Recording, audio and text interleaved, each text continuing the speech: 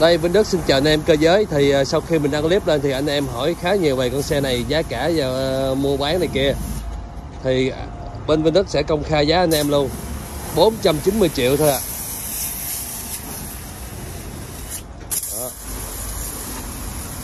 Hệ của anh em miền Tây đây, giá 490 triệu cho con xe SH60 này ạ.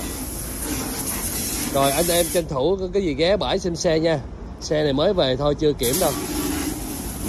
Anh em có cần tháo cabin hay gì đó thì anh em cứ lên gặp trực tiếp thương lượng luôn. Giá cả mua bán rồi, cảm ơn anh em nhiều.